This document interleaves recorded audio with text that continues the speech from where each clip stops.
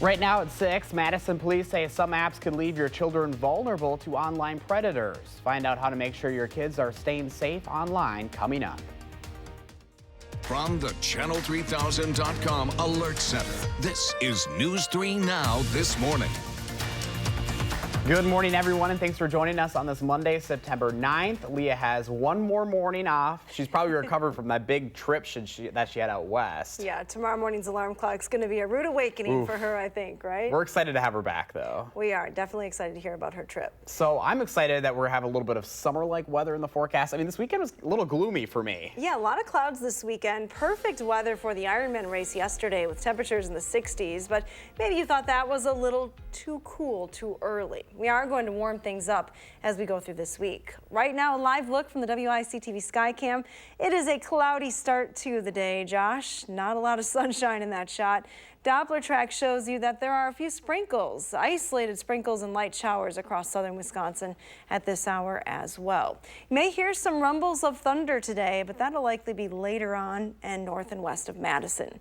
Temperatures are in the 50s right now, actually 61 in Janesville, so climbing a little bit there.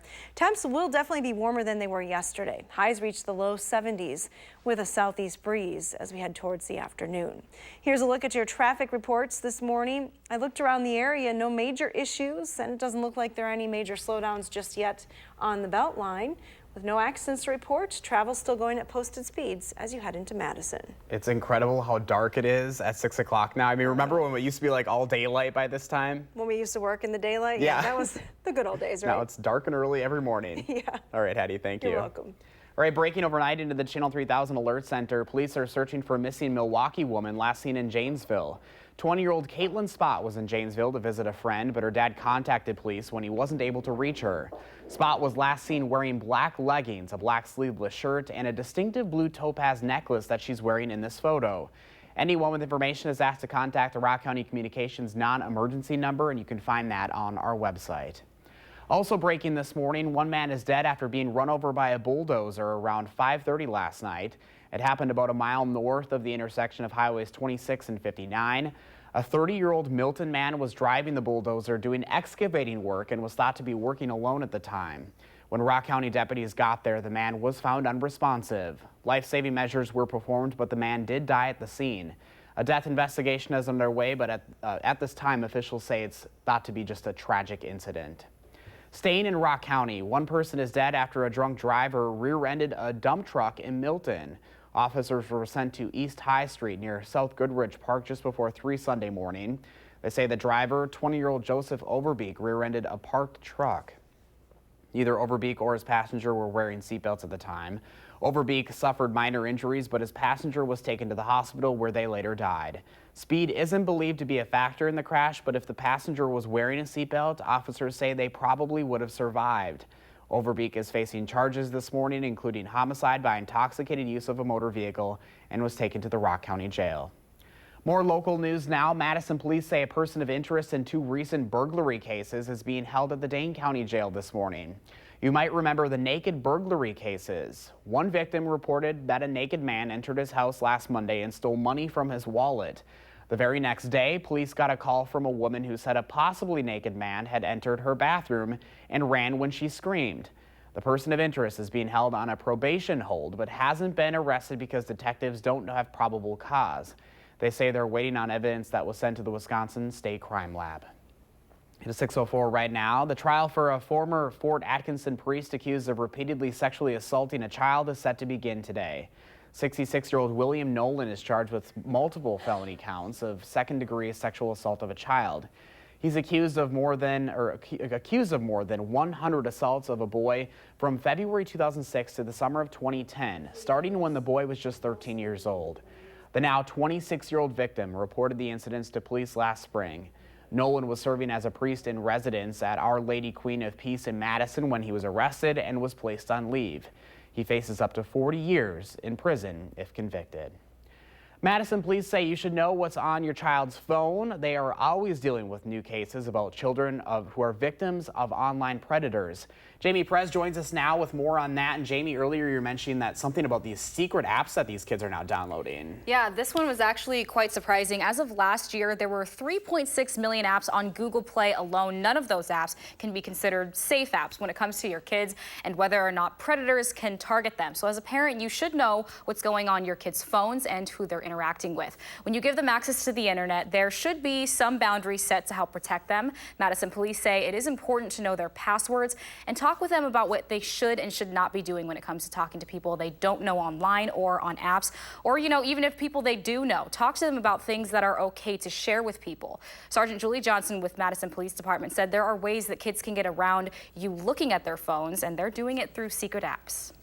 There are secret apps that are purposely meant to hide from prying eyes that don't look like a secret app. They look like a calculator. And there's several of those out on the market that parents should be aware of. And if their child has more than one calculator app, that might be a clue that there's something they're trying to hide from you, and you might want to check that out.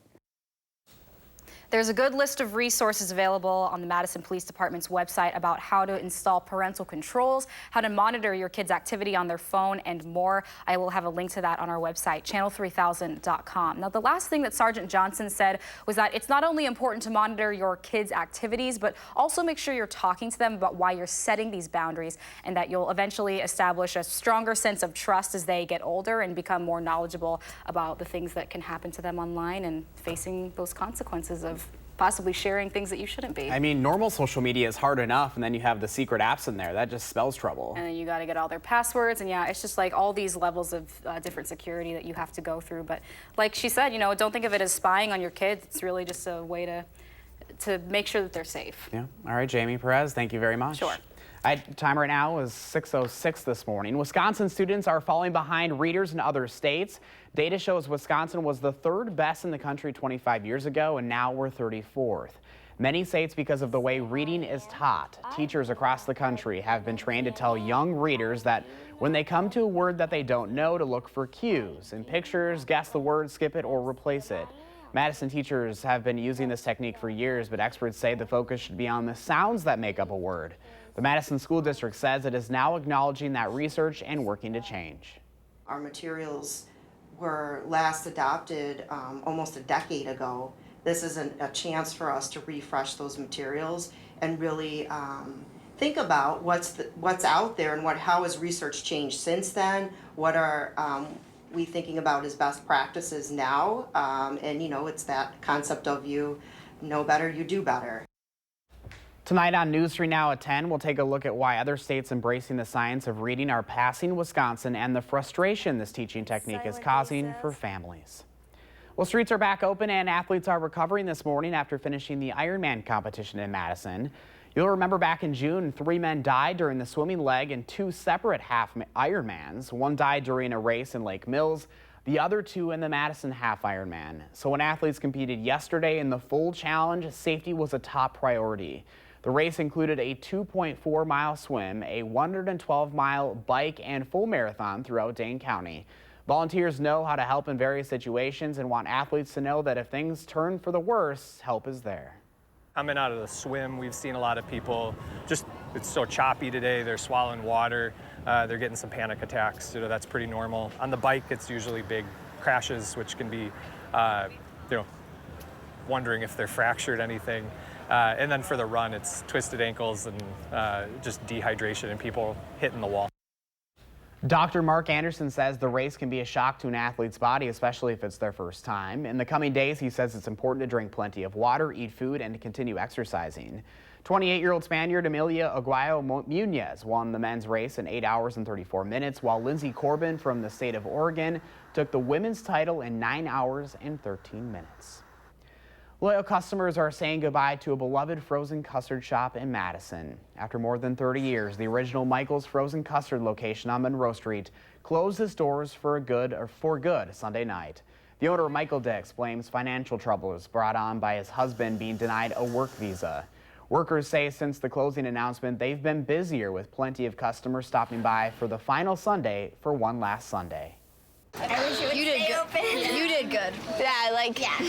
Thanks for what you did. You made a lot of good memories here, and I'm sad that it's closing. The 2 other Michael's Frozen Custard locations are still open, but may be in jeopardy of closing as well.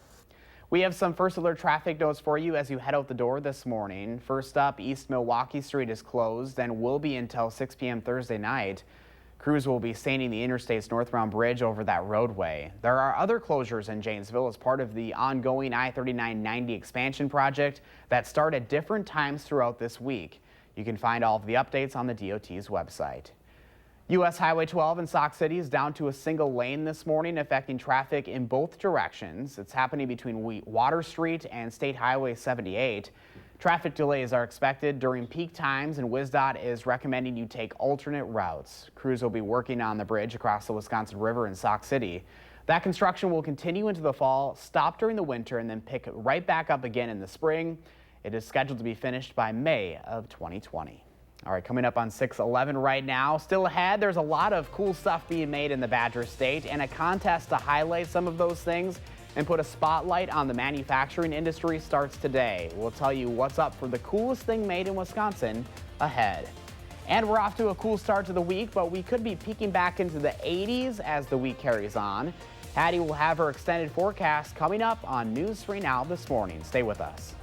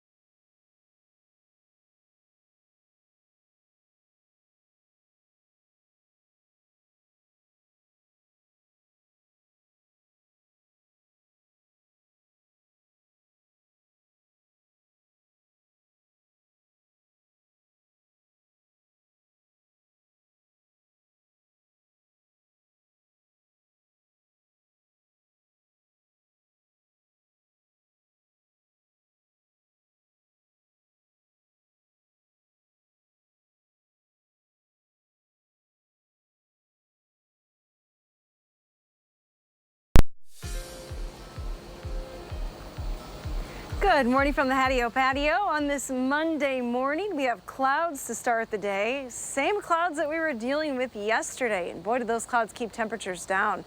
Highs only in the mid-60s here in Madison. Official high at the airport, 64 degrees. There you can see the rest of the numbers across the region. We were not alone. It was pretty cool in most locations. Platteville only topped at 60. It was just 61 in Prairie du Chien and Mineral Point. Today's temperatures, though, will be warmer, and we're going to warm up quite a bit this week. Take a look at the 24-hour precipitation. Pretty light, but there were some showers moving across the area late yesterday and in the overnight hours. This morning, that isolated shower activity continues for southern Wisconsin, although there has been some more development to our west across Iowa, where there's some warm air beginning to spread into the region. Some showers and thunderstorms are popping up this morning. There is a chance that we'll hear some rumbles of thunder here as well in southern Wisconsin. The Storm Prediction Center has moved that slight risk area to include parts of western Wisconsin. Dane County not included, but our western viewing areas are. And the timing on that will be later on today into tonight, probably during the evening hours. Main threats will be large hail and gusty winds. Even if we're not going to see some rain in parts of the area, we'll definitely see clouds. The entire state covered with clouds this morning, but there is quite a contrast in temperatures. Look at these temps, 45 in Rhinelander this morning.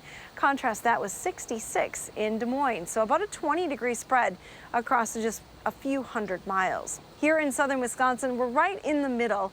Temperatures are in the 50s, 57 in Madison, 55 in the Dells, 58 in Platteville.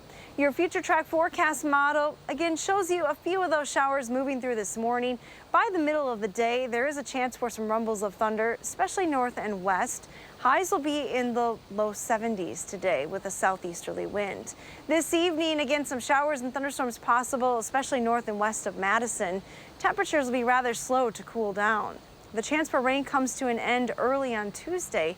Then we may see a little sunshine with highs back in the 80s. Here's a look at your extended forecast. You're going to notice an increase in the humidity over the next couple of days as well. So some summer left in that forecast with highs in the 80s Tuesday, Wednesday, and Thursday. Rain chances end early Friday, but we will cool it down as well as we start the upcoming weekend. Now it's time to get a look at those first alert traffic maps. We'll send it over to Jason Stone for all the information. Good morning, Jason. Good morning.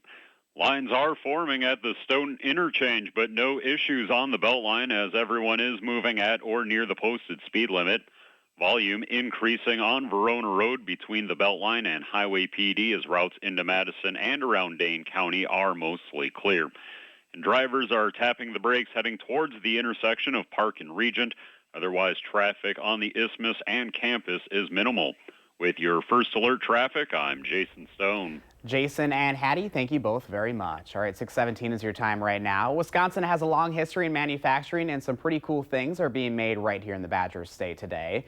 To highlight some of those things and the industry that employs 1 in 5 people in the state, we're joined this morning by Nick Novak from Wisconsin Manufacturers and Commerce. Nick, good morning. Thanks for coming back here. Thank you. So we got a pretty cool contest going on, and it's now in its 4th year. Yes, 4th year. WMC and Johnson Financial Group have been doing this for a few years now, and the 2019 competition is just about to get started at 8 o'clock this morning. The polls open, and people can start voting for the coolest thing made in Wisconsin. So what exactly is this contest? I know a cool thing, you kind of wonder what's going on here. Yeah, so anything that's manufactured in the state of Wisconsin qualifies for this contest. So for the last few weeks, we've been accepting nominees from all across the state, from big businesses, small businesses, everything in between, just really trying to figure out all the cool products that are made here. Manufacturing is a vibrant and diverse industry in the state of Wisconsin, employs about 1 in 5 people here in the state, and so we want to showcase the cool things that are made here, but also the really cool careers that are available making those things. So what types of things are we talking about here? So, I mean, if you look right here in the Madison area, we have Stoughton Trailers.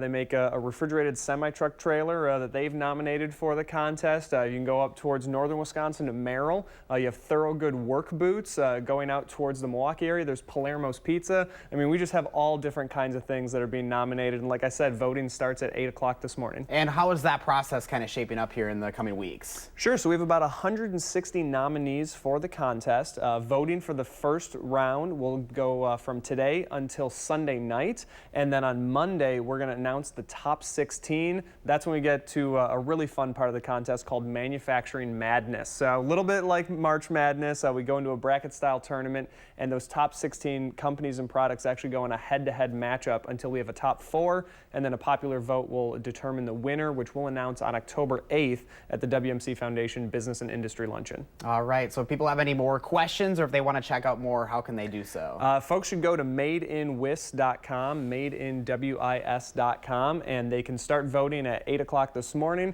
and you can vote once per day per device. So if you think something's really, really cool and you want to get in that top 16, make sure you're going to madeinwisc.com this week and voting as many times as you can. All right, Nick. Well, as always, thanks for coming in. I'm excited to see what ends up being the coolest thing in Wisconsin. Thank you. All right, thanks, Nick. All right, still ahead for us at 6:20 this morning. There's a new study showing the Badger faithful are some of the most faithful fans out there. With the team off to one of its best starts ever, how far can they climb in the rankings before their big showdown with Michigan in a couple of weeks? We'll have that answer just ahead. And Hattie's got that bus stop forecast, so the kids are ready to head out the door this morning. You're watching News 3 Now this morning. We thank you for that, and we will be right back.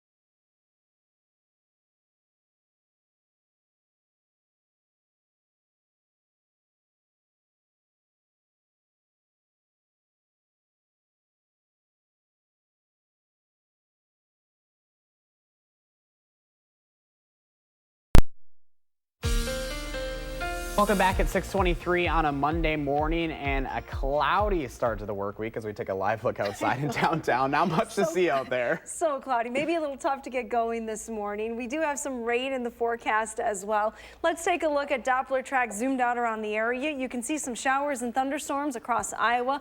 Moving to the northeast, a few lightning bolts showing up in this cluster of rain in northeastern Iowa, getting a little closer to southern Wisconsin. So far, things have been pretty quiet for the southern part of of the Badger State, but again, these showers will continue to rotate into the area as warmer air returns. There is a slight risk for severe weather today. It's west of Dane County, right along the Mississippi River Valley, so our western viewing area in that slight risk. Timing on that is likely to be during the evening hours, with the main threats being large hail and gusty winds. So through most of the school day, just cloudy skies. There may be a few sprinkles this morning, and then chances for rain start to increase a little bit later on today.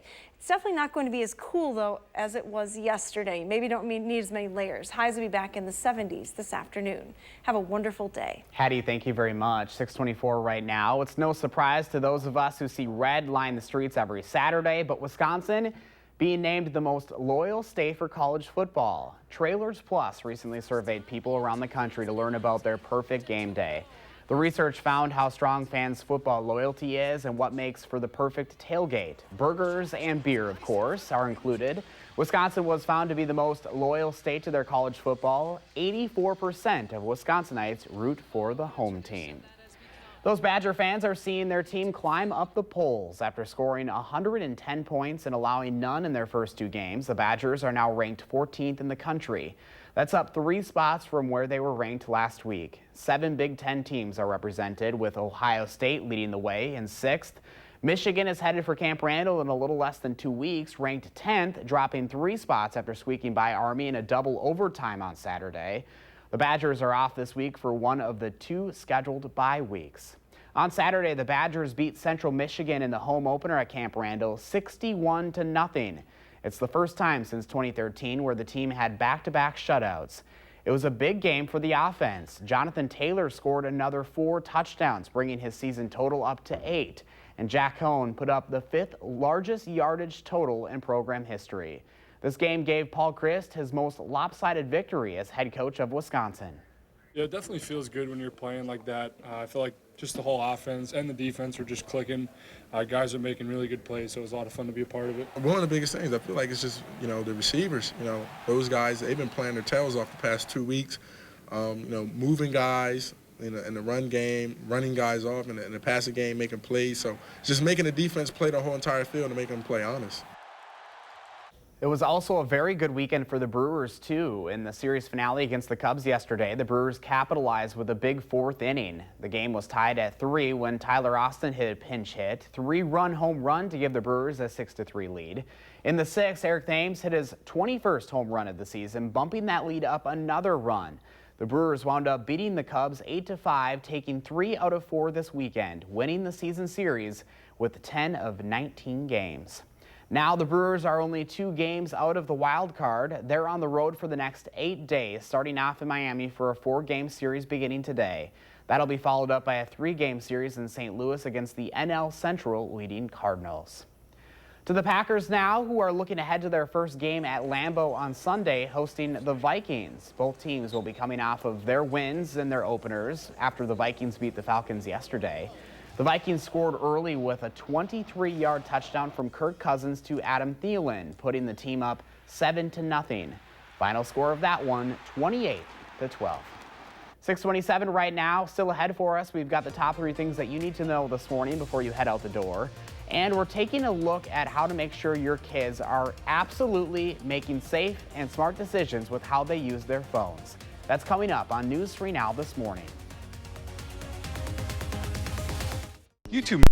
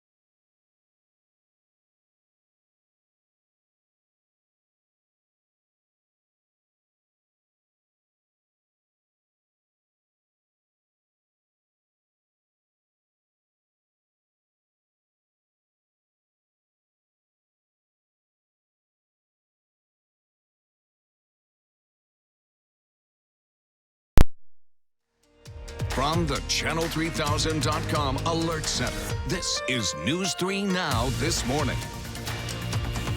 Good morning, everyone, and thanks for staying with us on this Monday, September 9th. And unfortunately, kind of a gloomy start out there. Not much waking us up this morning, Hads. No, Mother Nature not helping at all. We have cloudy skies in the area, a few sprinkles as well, Josh, but it will be warmer today. All right, we'll get to your out-the-door forecast here in just a little bit. But first, let's get to the top 3 things that you need to know this morning.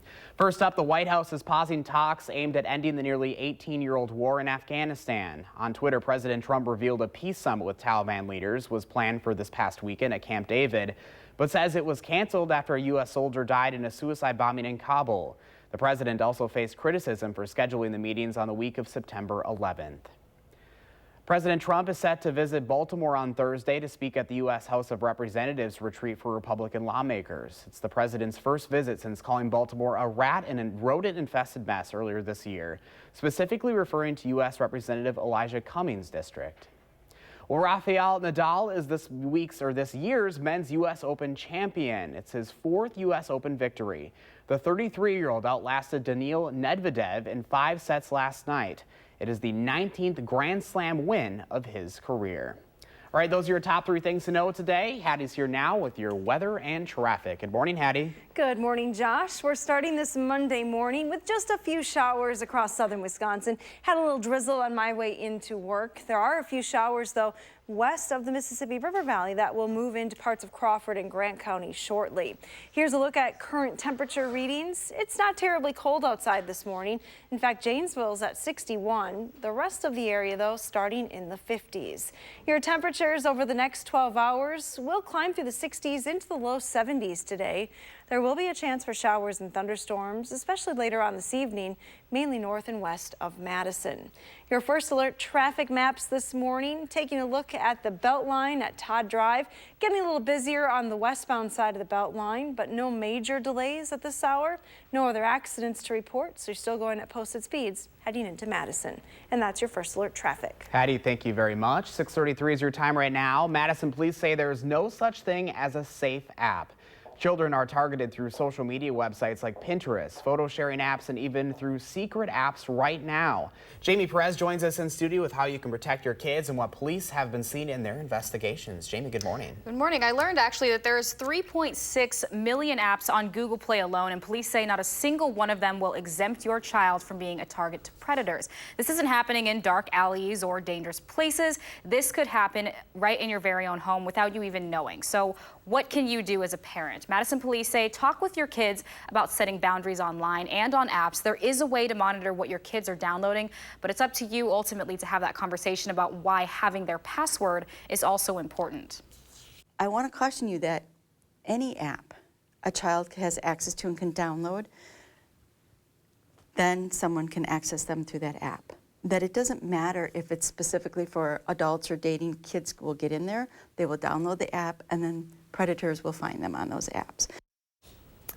Sergeant Johnson added that knowing your child's password is more important the younger that they are. As they get older and become more knowledgeable about the dangers that apps or websites can present when it comes to predators, there should be a more established sense of trust. But of course, that comes with transparency from both the kids and the parents. If you want to know more about how you can safely monitor what your kids are downloading or who they're talking to through these apps, there is a really good resourceful link on the Madison Police Department's website. And I will also have that link on our website at channel3000.com. I feel like we're learning more and more about this stuff every day. These kids, they discover stuff that even older adults have no idea that they even exist. It's just always something new. We can't keep up with the technology, and just there's so many apps. Like I said, there's 3.6 million, and there's only more that are created every single day. So it'll always be something. So parents, always make sure that you're up to date and checking on that kind of stuff. Good to have the conversations. Definitely. All right, Jamie Perez, thank you. Sure. All right, time right now is 6:35 right now. Coming up in the morning sprint, we'll have the latest traffic updates to help make your commute a little easier this morning. And today marks the start of the 34th annual Coats for Kids Drive. We're sitting down with Klinke Cleaners owner Steve Klinke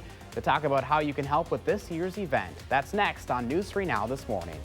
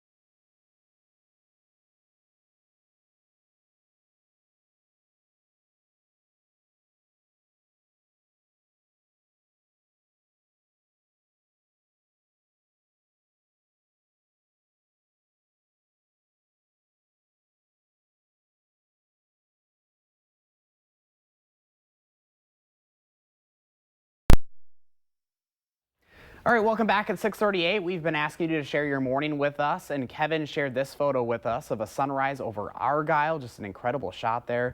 Kevin, thank you so much for sharing. What does your morning look like? Be sure to take a picture and post it to the Channel 3000 Facebook page. You can also use our other social media websites and just use the hashtag MyNews3Morning so we can share our favorites right here on News 3 Now this morning.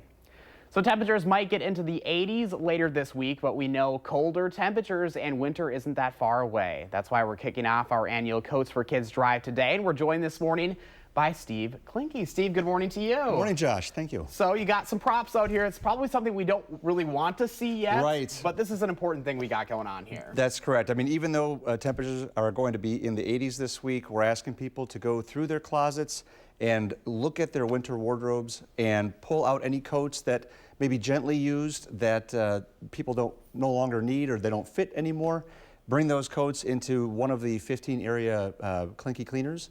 We'll clean the coats and then we'll give them to the Community Action Coalition, and they will distribute those coats to those who would need those coats who otherwise wouldn't be able to afford a winter coat in October or November. So talk a little bit about the need that we have in this community. This is something we've been doing for a number of years now. That's correct. This is the 34th annual Coats for Kids. We've collected nearly 324,000 coats over the years. There is a great need. The data I've seen suggests that there's between 10 to 15% of the population lives below the poverty line in the state of Wisconsin. And that number is not insignificant when you consider, how great the economy is doing. I mean, that's affecting possibly friends, family, neighbors.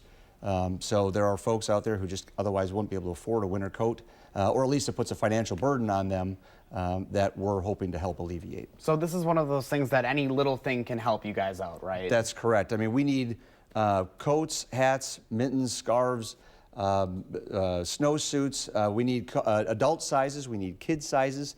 In fact, the Community Action Coalition told us that, in general, we get about 30% of the coats are actually kids' coats, so we do need more kids' coats, if at all possible. And we need all sizes. We need anything from smalls to extra large, XXL. We need all sizes. All right. So if people have any questions or if they're looking for more information, how can they reach out to you guys? Well, they can just go to the website, klinkecleaners.com, channel3000.com, and there's plenty of links there. And also you could volunteer at the Community Action Coalition if you want to get involved that way. All right. So starting today, running through October 5th, plenty of time to help out all those people in need. That's right. All right, Steve, thank you very much for joining us. Thank you, Josh. All right, still ahead for us on a Monday morning. Hattie's checking a very cool forecast this morning, but it's looking like it's not going to stay that way all this week. She'll have her latest forecast coming right up. But first, it is September 9th, and we want to say happy birthday to Spencer and all the other kids turning 3 today. Thanks for celebrating with us on News 3 Now this morning. We'll be right back.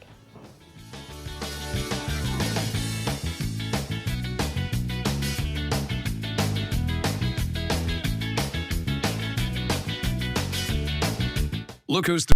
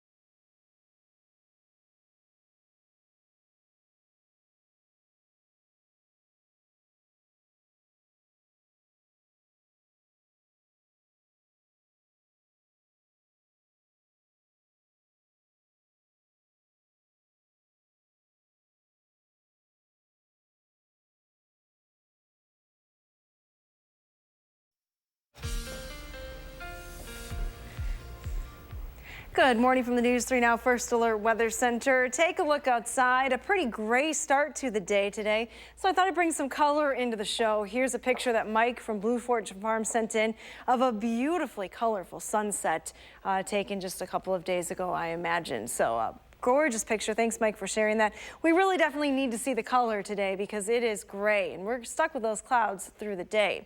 Temperatures, though, are going to be a little bit better than yesterday. We were stuck in the 60s yesterday, 70s, though, for highs today. And look at that temperature trend by Tuesday into the mid 80s. You're definitely going to notice more humidity as well. So still some summer left in the forecast with 80s this week. General trend, though, is definitely downward by the middle of next week. Normal high is 71 degrees. You can see how our temperatures begin to cool down just a little bit as we head through next week as well. Now this morning we've been watching some showers work their way through southern Wisconsin. Pretty quiet right now. There may be a few areas of patchy drizzle, but there is some rain just crossing the Mississippi River Valley south of Prairie du Chien this morning. It will continue to move to the east-northeast over the next couple of hours. As far as severe weather is concerned today, there is a chance mainly to the west. You already see some showers and thunderstorms popping up across Iowa, more widespread rain through the Dakotas into Nebraska. That slight risk for severe weather does include western Wisconsin. This is areas west of Madison, and the timing on that would be later on this evening, most likely, with the greatest threats, large hail and damaging winds. Here's a look at weather track. It's all due to this warm front that is lifting northward. That front will continue to work its way towards the area, so we're definitely going to warm up over the next couple of days. Behind this front, temperatures are already quite mild. It is 71 right now in Omaha. Wichita is at 76. Kansas City is also at 70 degrees. Take a look at the dew points as well. Those dew points are in the upper 60s, real close to 70 in Omaha and Kansas City. That warmer, more humid air is making its way towards southern Wisconsin. So our forecast here for the southern part of the state shows you, again, a few showers moving through the area this morning. An east-southeasterly wind is expected. By mid-morning, we'll be back into the lower 60s. Temperatures will continue to climb as we go through the afternoon. Best chances for rain, though, will be north and west of Madison, most likely this evening, when we may see a more organized line of showers and thunderstorms work its way into the central part of the state. High temps in the 70s today, then staying rather mild overnight tonight. We have 80s in the forecast for tomorrow. Here's a look at the rain totals. Again, pretty light for most of the area, but north and west of the Dells, you could get almost a half an inch. Here's a look at your extended forecast then. 80s for 3 days this week, Tuesday through Thursday, but that unsettled weather continues as well with chances for rain each day. Here's our pet walk forecast. Oh. Well, this is cool. Ella in Partyville. What a cool shot. Looks like there's a little fog. No fog this morning, but definitely cloudy skies. Ella's looking for some sunshine. Where's that sunshine at? As we all are. Thank you, Hattie. You're welcome. Stay with us for the morning sprint, but first here's Gail King with what's ahead at 7 o'clock. Good morning, Gail. Good morning to you. Ahead on CBS this morning, we're in Afghanistan today as peace talks break down between the U.S. and the Taliban. The major implications this could have for those serving overseas and here at home. And faulty eyewitness testimony here from one innocent man who spent 17 years in prison. How memory and time played a role in many cases of misidentification. We'll see you 7 o'clock on the dot.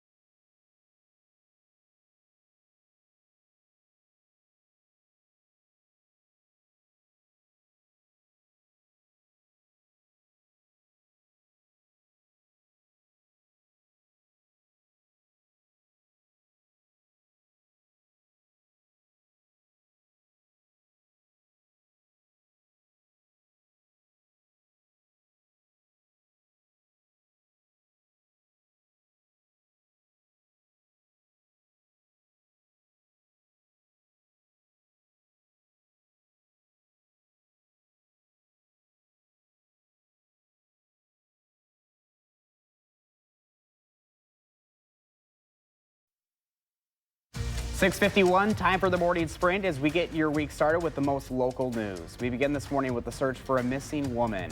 Right now, police are searching for 20-year-old Caitlin Spott of Milwaukee. Authorities say she was in Janesville to visit a friend, but her dad contacted police when he wasn't able to reach her. Spott was last seen wearing black leggings, a black sleeveless shirt, and the topaz necklace that she's wearing in this photo. Anyone with information is asked to contact the Rock County Communications non-emergency number. This morning, an Edgerton man is dead after being run over by a bulldozer. Rock County sheriffs arrived around 5:30 last night, about a mile north of the intersections of Highway 26 and 59. They believe the man was operating the bulldozer by himself. The man died at the scene. At this time, officials say it's thought to be a tragic accident.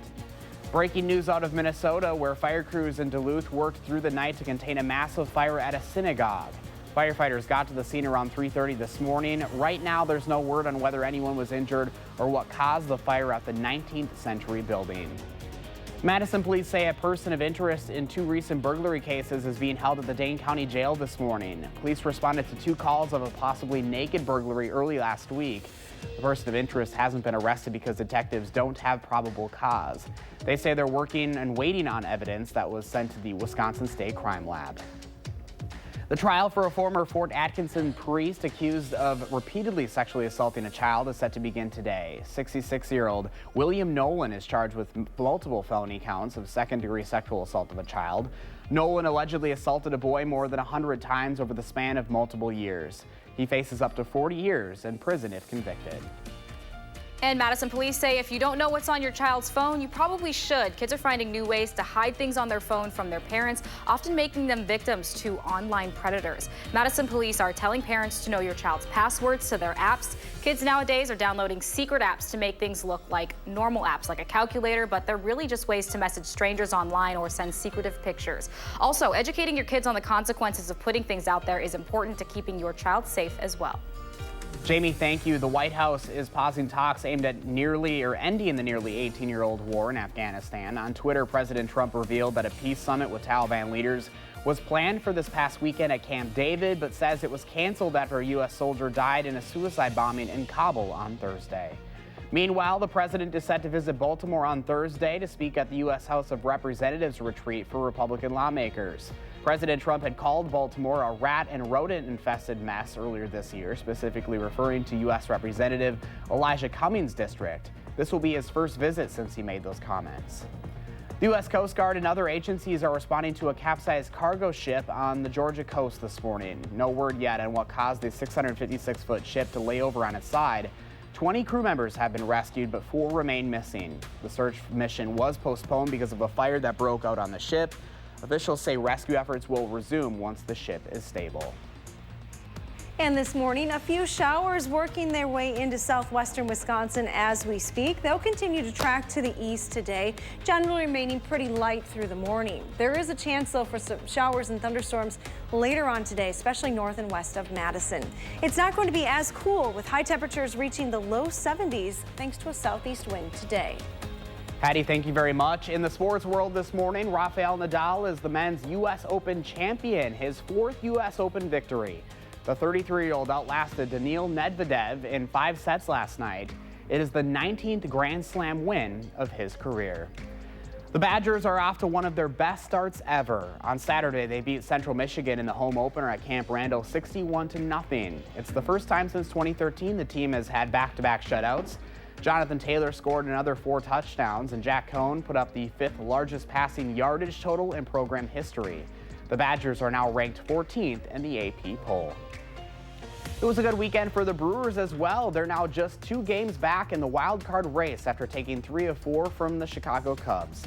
That was capped off with an 8-5 win yesterday. The win also means that the Brewers clinched the season series against the Cubs. They're waking up in Miami this morning as they get ready to start a 4-game series against the Marlins. The Packers are looking ahead to their first game at Lambeau on Sunday, hosting the Vikings. Both teams will enter the game after winning their openers. After Minnesota beat the Falcons yesterday, the Vikings scored early with a 23-yard touchdown from Kirk Cousins to Adam Thielen, putting the team up 7-0. Final score of that one, 28-12. All right, we have a couple first alert traffic notes for you as you head out the door this morning. East Milwaukee Street is closed and will be until 6 p.m. Thursday night. Crews are staining the interstate's northbound bridge over that roadway. Also happening, U.S. Highway 12 in Sauk City is down to a single lane this morning, affecting traffic in both directions between Water Street and State Highway 78. Traffic delays are expected during the peak times, and WISC-TV recommends you take alternate routes. Crews will be working on the bridge across the Wisconsin River in Sauk City. All right, 6:56 is your time. Let's get a final check of your first alert traffic with Jason Stone. Good morning, Jason. Good morning. No delays on the Beltline as commuters are at the posted speed limit. Expect to line up on the interchanges, though, and it is mostly clear on John Nolan. Volume is increasing at North Shore Drive. With your first alert traffic, I'm Jason Stone. Jason, thank you very much and have a great day. And it is a cloudy start this morning. Probably don't need the sunglasses today. Take a live look from the Edgewater Skycam. No sun in that shot this morning. A few showers possible early today and then again later on. High temperatures will climb into the low 70s though, which is a little bit warmer than it was yesterday. So we're going in the right direction. We actually get warmer and more humid through the middle of the week with highs in the 80s. But those chances for rain are still in the forecast. Still a little summer waiting for us. Just a tad. Just a little bit. All right, Hattie, thank you. And thank you so much for joining us. Go make it a great day, everyone. We'll see you back here tomorrow with the return of Leah Lynchide. Have a good one.